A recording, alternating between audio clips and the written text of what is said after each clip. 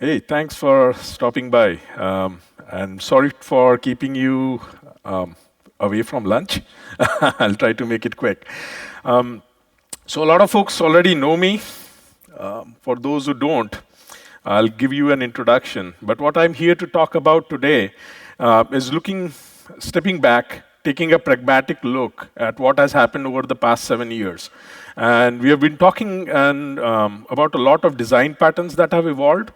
And when we are into the weeds, into coding, we kind of overlook this and see these as trends which come out of nowhere, right?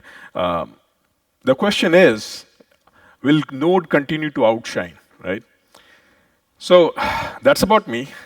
So folks who can read JSON, that's kind of my signature. I've been into Node a few years now. I was a Java architect for a number of years, dealt in enterprise architecture, worked in GoLang. That was my last job, came back again to Node, and excited to see the momentum. So let's talk about the interface. Like people talk about roadmaps, I'm going to talk about where is the interface headed, right? So obviously, it started with, I'm not going to go back a decade, right? Really looking at the start of HTML5. And then eventually we were hit with JSON as becoming a number one data construct. And now we are seeing voice, right? So where do these design patterns fit in terms of the interface? Right. So if you look at these, originally we were serving, right, or we were rendering. Whether we were rendering single-page apps or real-time apps, that was kind of where the technology was centered and where the architecture was evolving. As we started to connect, we started to get more into mobile backends. We started to get into microservices. Not that we were not doing services earlier, but there was an intermediate connection to what was happening on IoT. And it's not hype. I can prove you that in this talk. And finally, what we are looking here is learning, right? That's kind of the new interface. And when you talk about deep learning, can your machines learn for you? And can you make them smart enough that they talk back to you? So we are seeing this emergence of what we call as a conversational interface. Apps as you know it, we think will eventually disappear in the next 4 to 5 years, primarily as being the interface for you, right? That interface would probably end up being voice, right? And voice on your mobile phone or your wearable will be the guy who is orchestrating all these apps using microservices and APIs on the backend and keeping it opaque to the end user, right? So that's kind of where the roadmap is headed. So let's look at some of these design patterns, right? I had 7 bubbles up there. And let's look at the Node journey and how we can still stay relevant, right? So we started with no reload, right? That's where single-page apps came in. And was great, right? You could build, there were tons of libraries. You didn't have to dig too deep into the JavaScript trenches. And, these were the key components to keep in mind, right? You were dealing with chunking, right? And you looked at frameworks like Backbone.js, jQuery, Upshot.js, you name it, right? Controllers, these were primarily Ajax-driven earlier, but then we had MVC, MVVM patterns coming in, Knockout.js, JavaScript MVC, right? You looked at templating, how you were coding UI and how we were manipulating the DOM. And again, not going to call out every possible library out there, mustache, handlebar, underscore. These were kind of the key winners in that section.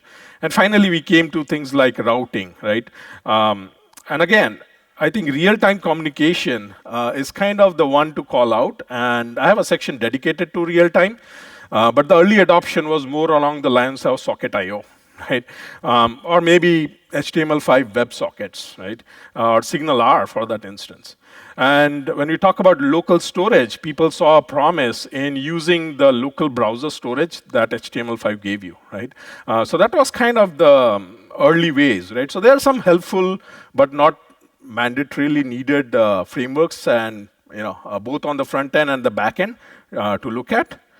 But let's fast forward and talk about zero latency, right? So from single page apps to sort of pseudo real time, we started moving into real time experiences, and it's not zero latency. That's kind of vaporware, right? Nothing of that sort exists. However, let me show you a quick demonstration here. What you are seeing on the top is essentially your client, and it's an Angular app, right? What you're seeing on the bottom is a Node app, right? Can anybody tell me, are these close to near real time? Show of hands. Yeah? All right. So there have been innovations here, right? I'm not going to go back all the way into Socket.io, but there are components that came out like Angular live sets, right? Frameworks like Loopback started supporting them. The whole idea was we started using HTML's event source web API instead of using the traditional Socket.io or traditional HTTP web sockets, right? Kind of getting away from long polling strategies. So what LiveSet did was it did not require HTTP sockets or requests to be upgraded to WebSockets at all. And it was compatible with all kind of load balancers, right? So this is kind of a real-time example, kind of on the bleeding edge. But let's see what happens at consumer scale today, right? I haven't seen a production application using Angular live sets yet. Maybe you have.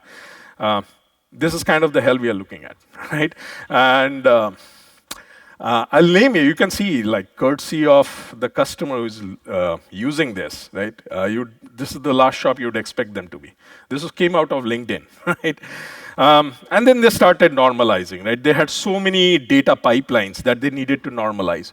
They had so many groups that they had to, or domains they had to deal with in terms of who was interested in that data, what kind of context you provided around that data.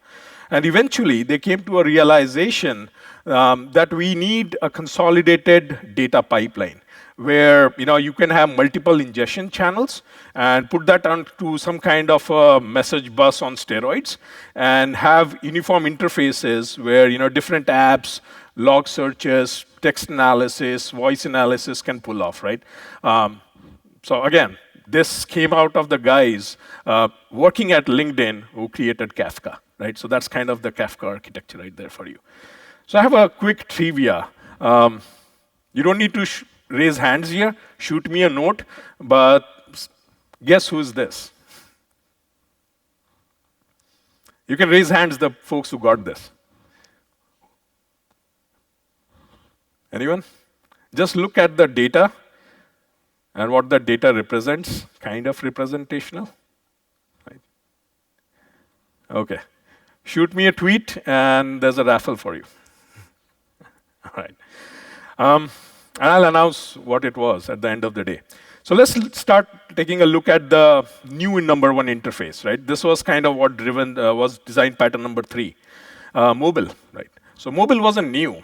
What happened was the way APIs got surfaced to the new mobile interface, right? All of a sudden, we had Swagger 2.0. You could write a spec and generate REST API out of that, right? And multiple frameworks started supporting that. Early days, you were trying to go down the ORM path, or sometimes try to go DIY, write your own APIs, but then you had to maintain all those API endpoints yourself. You had to test them, code them, reiterate. Wasn't really agile, right? So I think Swagger had a very big influence on this. And if you start looking at what started happening with the mobile services in terms of geo, push, offline, all of a sudden, the objects that you were creating on the backend in JavaScript, they could have a remoting interface to the front end. So classic case was if you're using Angular models, right? And if you could share the models from the back end to the front end, you almost get this concept of isomorphic JavaScript happening, right? And you could still use the object storage, not just for the sake of it, but you could use this object storage to store data in flight, right? And it all of a sudden meets your use case of offline sync. So this kind of started happening. And then, but however, the word around was that it's not going to be full stack JavaScript. It's probably going to be hybrid, right? Because on the customer side, from the interface perspective, what matters is performance as well as native experience, close to native experience, right? So now you started on the front end seeing a mix of frameworks like Bootstrap, Ionic, and so on, right? Which are trying to get into creating a full stack mobile framework. The back end is still primarily Node. The frameworks are still powered with JavaScript, but you kind of have a close to native experience on the front end, right? So let's look at moving on to trend number 4, shrink and ship. When I say shrink, obviously I'm talking microservices, right? But I don't want to beat a dead horse over and over again. Many of you might have just memorized this, right? And what were microservices? Do one thing, do them really well, break down the monolith, blah, blah, blah, right? Every service scales on its own, has redundancy, has security, and whatnot. Let's take a look at the reality, right?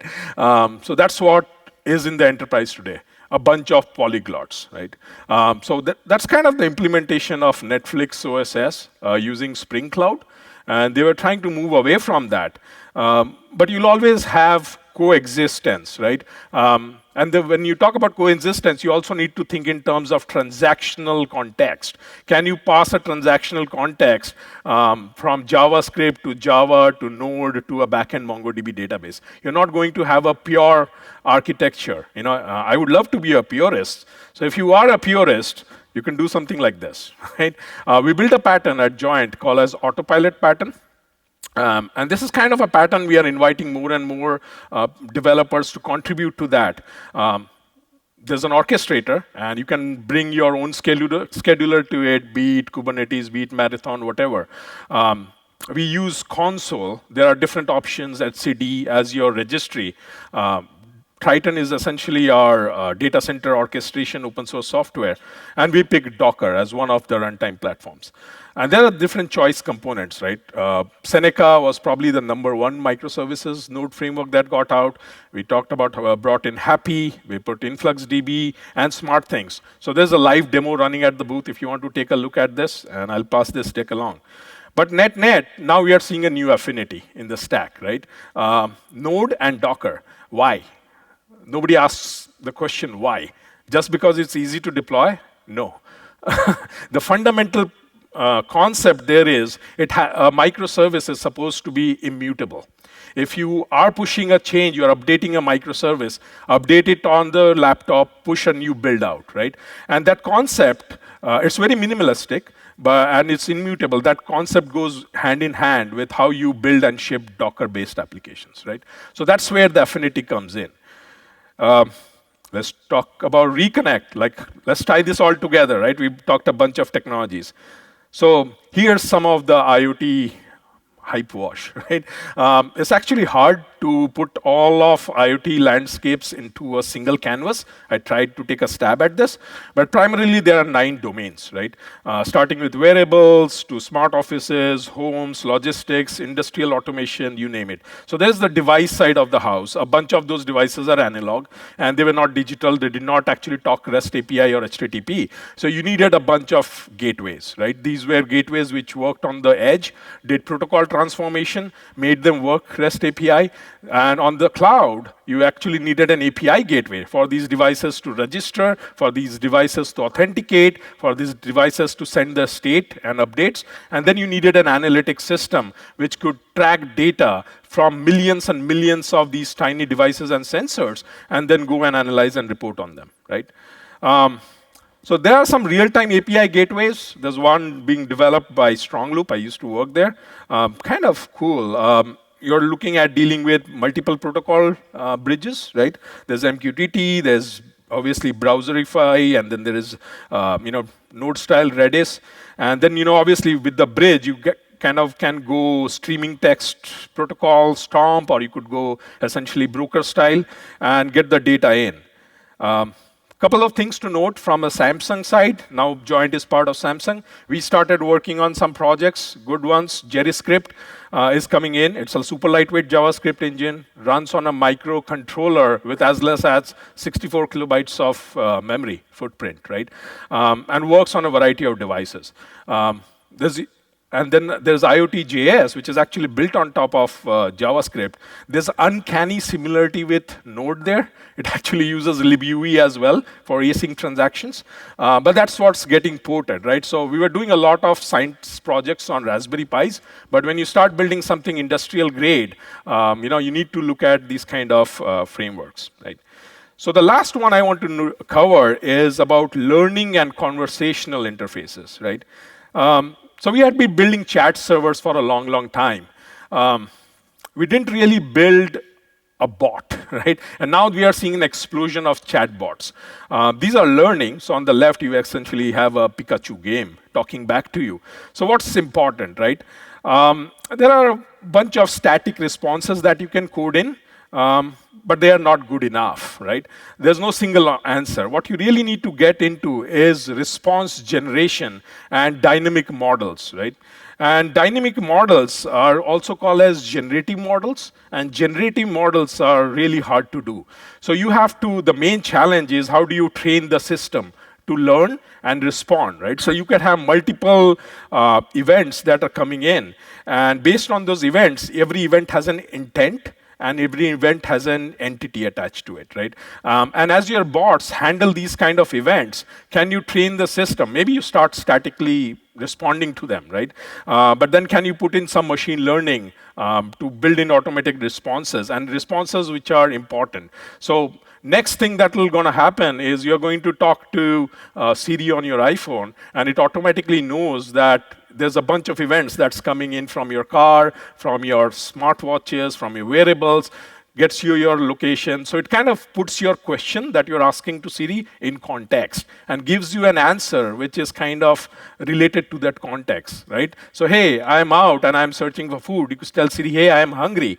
But it tells you like, hey, I know that based on your geolocation tracking, I know you visit these restaurants, right? These are your food choices. This is the time you usually eat, right? So it gives me a very intelligent answer based on that context. So chatbots are taking over, right? And training your bots is really the key here. I can confidently say that Node is still the #1 choice of how messaging and API frameworks are built on the backend. JSON is still the #1 data construct, although I see a lot of overlap with voice coming in. GoLang and Java, however, are fighting it out for the deep learning piece of it. Node is not really very good at deep learning or heavy computational processes. I think Java is going to stay for a bit, but Go is eventually going to win. This has just been my recent experiences coming back to Node from the GoLang community. So I want to end this saying meet your new BFFs, right? Learn to work for mutual success. And the growth is going to be mutual. And that's it. Any questions?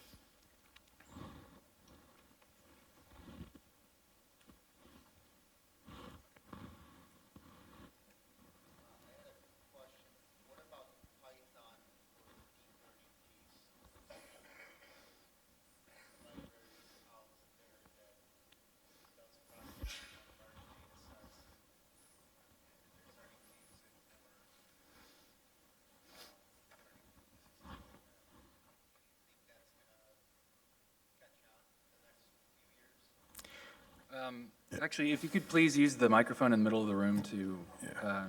Yeah, I'll repeat the question in your case. I think his question was, what about Python, right? Is that, and there are a bunch of Python libraries for deep learning. Do we see them catching up, right? I think it comes down to probably one key thing, right? How do you manage compute, right? And how do you self-learn? And how much parallelism there is in terms of running those compute jobs, right? You could still have done it with Java. I wouldn't say there's a clear winner yet on deep learning. There are a bunch of Python libraries which do that. But traditionally, when you're talking about deep learning, you see the roadmap is started all the way like with big data, right?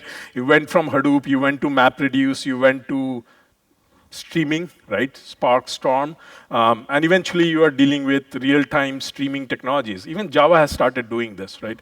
But more and more, the question is, can they all work on the same data pipeline? For IoT, the data at scale, the primary data set is time series data, right? So you're not working on big payloads of data. And if you can have Python scripts that you can bring to process these data pipelines on time series data, then yes, there will be a win, right? However, if you put me a case, hey, I'm going to put this in HBase or Cassandra and then run a Python script to process it, probably investing in the wrong library for the long term. Maybe it's a short term win. Did I answer your question? Oh, thank you. Any other questions?